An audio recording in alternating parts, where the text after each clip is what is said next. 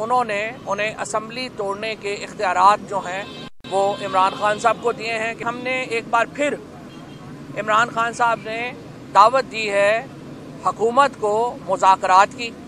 मुज़ाकरात के लिए जो नुकात हैं हमारे बड़े वाज़ेह हैं।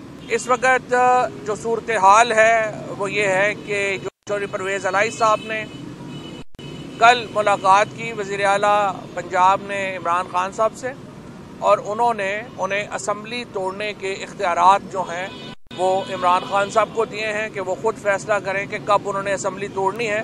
ये उस एतमाद का मजहर है जो कि परवेज़ इलाही साहब में और इमरान खान साहब में है।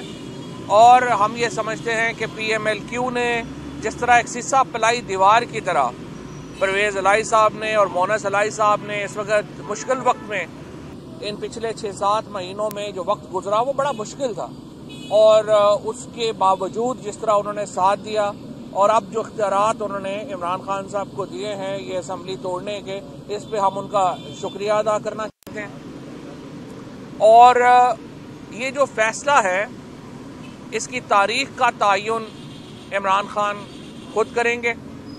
और आज हमने एक बार फिर इमरान खान साहब ने दावत दी है हुकूमत को मुज़ाकरात की। मुज़ाकरात के लिए जो नुकात हैं हमारे बड़े वाज़ेह हैं।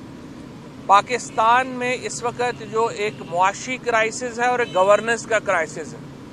कोई इस वक्त पाकिस्तान की जो सूरत हाल है, तमाम पूरा पाकिस्तान इस वक्त इस सूरत हाल से निकलना चाहता है और एक सियासी इस्तेहकाम की तरफ जाना चाहता है।